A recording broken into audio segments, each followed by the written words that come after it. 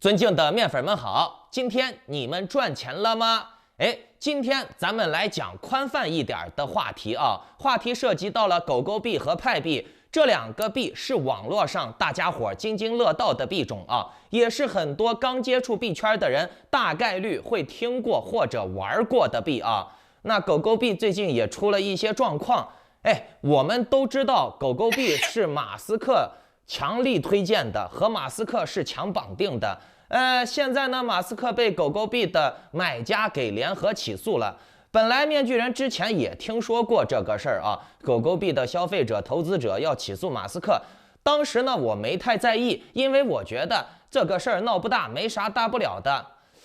可是现在事情的发展好像还不是这样，现在事情越闹越严重，越闹越大了。今天咱们就来讲一讲这个事儿。那在节目最后呢，我还会给大家说一下行情分析的事情啊，因为我昨天说了啊，接下来的3天左右，我不打算怎么操作了啊，我打算躺平，我持有悲观态度，除非有好的转机，否则呢，我就是娱乐心态玩一玩。那这3天到底该不该悲观呢？我也在网上查阅了一些链上数据了啊，总结出来了一些看法。在节目最后我会分享给大家的。好，来讲正题啊。等一下，在节目开始之前呢，请检查一下你们是否打开了屏幕下方的点赞、订阅、小铃铛，否则呢，错过了面具人的财经讯息、政治风险预警，而导致你没赚到钱，或者是被政府的恶性政策割了韭菜了，可不能怪我啊。以后呢，我会在每期节目中间随机说一个数字。你们听到了这个数字以后，在留言区回复数字，包括你的狐狸钱包地址，我就会从答对的人当中抽取1名，直接给你转账奖钱。那为了公平起见，你们的留言有可能会被隐藏，3天之后我会显示出来。我说的数字啊，有可能我会忘掉那就是没有数字。好，那顺便把今天的这个节目转发分享到3个平台以上，截图发送到我的邮箱，就可以参与抽取这个月的 NFT 大奖了。好，来讲正题啊。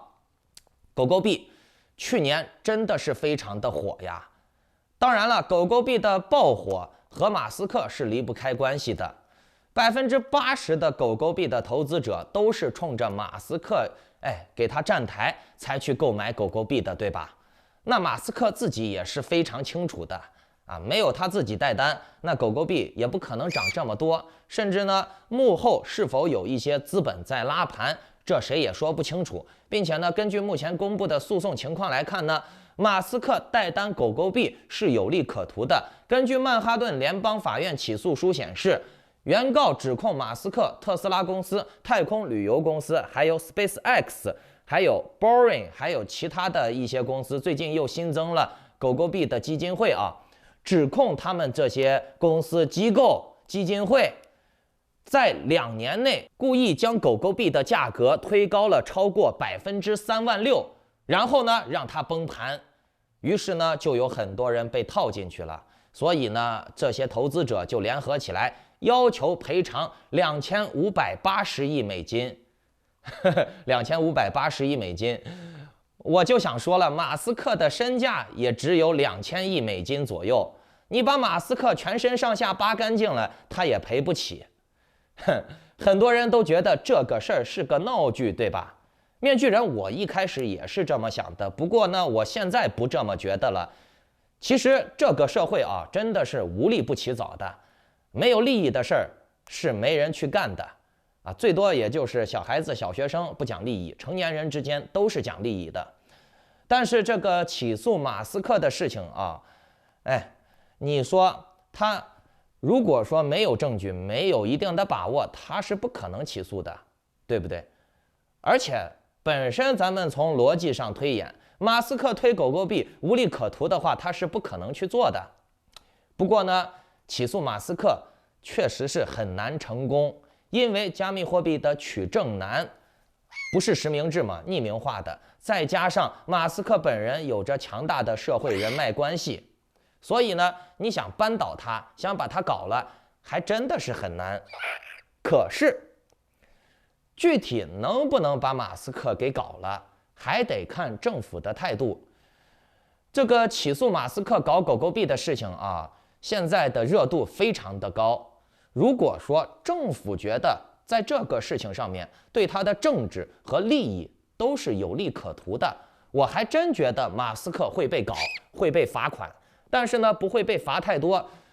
只不过政府想借着这个事情搞一个象征性很强的事情。如果政府有利可图，政府就会做这种事情。而且面具人我也看到了这几天网上的新闻啊，频繁的出现什么美国呼吁设立加密货币监管机制 ，SEC 将搭建稳定币和区块链的监管体系，等等等等，各种各样的类似的新闻都出来了，这种呼声也越来越高。那面具人前几天的节目，老观众也都知道，这几天看我节目的观众应该都听到了，我一直在提到美国本来就要搭建监管体系呢。我还借着威神的话题说了这个事情，对不对？美国不搭建这个是不可能的，因为加密货币对美元确实是造成了一定的冲击了，明白没？而且在 Web3 这个领域的争霸也只是刚刚开始，美国要想守住自己全球金融中心、全球最牛逼的国家的位置，它必然是要主控 Web3 区块链的领域的。所以呢，你们仔细想一想，如果马斯克和狗狗币的这个事情被起诉呀，乱七八糟的闹出热度了，政府还真的是可以顺水推舟了啊！因为马斯克的流量很高，再加上政府扮演一个好形象，为民伸冤，对吧？然后惩戒奸商，是不是？那真的就是名利双收，对吧？好，这是狗狗币的事情。那我们再来说一个很多新手都爱玩的派币啊，也就是传说中的免费手机挖矿。其实我并不想说派币的好与坏啊，因为我认为存在就有存在的道理。谁喜欢玩派币，不喜欢玩派币，也都是他们个人的选择，人们对自己的选择负责就行了。有人喜欢免费玩就免费玩，就当娱乐了嘛，打发时间，点点手指头是吧？玩一玩手机。有人喜欢投钱，那就投。很多人说派币是骗局啊。那面具人，我觉得吧，如果说强行让你投钱，让你把钱亏了的话，你把钱花进去，没有任何产品或者服务很明显感觉不划算，啥也没有，那肯定就是骗钱了。可如果这个东西它是免费的，你只需要每天点点手机，那你也不亏啥嘛，最多也就是亏一点时间成本，你本身的利益没有啥受损嘛。所以呢，这个派币也就谈不上骗，是不是？你甭管项目方利用一个什么说法呀、噱头把大家都给圈进来，让大家去做事情，利用大家的流量去干什么，项目方赚钱了，对吧？你不管他项目方怎么做，那项目方不赚钱，他能做这个事情那你咋不说项目方做软件、做网站要投资花钱呢？是不是？你只用站在你自己的角度去考虑，你想不想玩这个事情你愿不愿意玩？大家点来点去的是不邀请人呀、注册呀，乱七八糟的，看起来好像是给项目方增加流量了，然后呢就会想自己被骗了，是吧？但是这东西没办法，一个愿打一个愿挨。而且呢，你们再仔细想一想派币它也确实是能够提供一些社交平台，把大家聚集在一起，什么 Telegram 群呀、微信群呀、聊天群呀，包括它的自己的那个软件大家都可以在里面互相认识一些人脉能结识这么一些人脉，我觉得人在社会上最重要的就是人脉，有多一个人脉渠道，就会让你多一点实力，多一点这个进步空间和成功机会。其实我觉得这类人脉平台越多越好，我还挺喜欢玩这种能扩展自己圈子的软件呀，或者是一些线下会议。不过话又说回来了派币这个平台很多人是冲着免费零撸而来的，那么这个平台里面的人脉的质量我就不知道有多高了，这些人脉的质量可能还要打一个问号。不过呢，派币这个平台总之还是有一定用处的存在即合理嘛。但是它能不能赚到钱，这些注册用户们能得到些什么好处，能得到些啥，那只有他们那些注册用户玩家们自己心里清楚了，对吧？各位有玩派币的，你们最终能得到什么？你们现在能得到什么？你们自己心里面明白就行了，没必要跟别人争，好与坏都得自己受着，是不是 ？OK， 我们最后再来讲一下链上数据啊，判断一下行情嘛。昨天币圈上涨了，对吧？这个消息很多人也都看到了，也从盘面上反映出来了啊。前天一根大阴线砸下来，昨天呢又一根大阳线给拉上去，哎，真的是太激烈了啊！面具人，我这段时间一直给大家强调，现在资金流动量差，拉盘砸盘都很容易，而且呢，庄家们都很穷凶极恶啊，他们建立是立刻就会做这种高频短波的，所以在这种行情之下你去开合约呀干什么的，你就是寻死呢。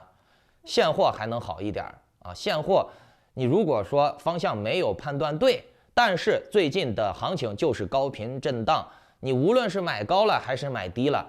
你想解套的机会都是非常多的。可是合约不行，合约一旦爆仓了，你就啥都没有了。昨天到今天的上涨，很多人把原因归因为苹果发布会说什么苹果对比特币又创新高了，巴拉巴拉的之类的炒作的话不过面具人，我觉得这也是庄家们故意借这个消息炒作而已。你们看图嘛，阳线、阴线都是一瞬间给拉出来砸下去的，这是很明显的操纵市场，对不对？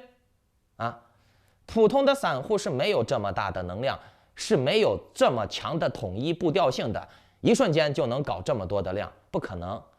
能出现这种线的，只可能是庄家。所以呢，像什么苹果发布会之类的消息，我们的参考意义不大，有参考意义，但是这个东西就要看你提前的怎么去想了。消息面可以多，可以空，我们在把消息面得到了以后呢，还是要结合一下数据面，然后呢，才能提高我们判断方向的准确度。我们现在来分析一下数据目前以太坊和比特币的抛压有所降低，但是以太坊的交易所的存量的币下降的不明显，那这就证明人们的恐慌情绪虽然有消退了，大家没有再挂卖了，准备抛了，准备跑了，但是大家也没有把币都提出来，大家还是把币存在交易所里面，在投机短线。很多人都是买了币以后就放在交易所那儿看情况，随时调整，并且呢，合并的利好期待还没有被完全消化掉，大家普遍都在等15、16号官方宣布合并成功了，大吉大利，恭喜发财，直接惊雷暴拉。你们看嘛，前几天以太坊才大砸过然后呢，昨天又给你稳住盘面了，然后呢，又给你阳线拉起来了，让大家信心又回来了。韭菜们就是这样，随风飘扬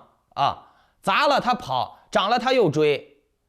现在给你画几根绿线你心里面又春心荡漾了，赶紧买，是吧？那大家就买吧。然后呢，你们就懂的，接下来还会出现什么情况？拉起来了，让你买了以后会出现什么情况？反正我自己从多方面分析在合并完成之前还会有一波大砸，而且合并完成之后，紧接着就是接下来的美联储加息所以呢，这段时间的行情绝对还是以震荡为主，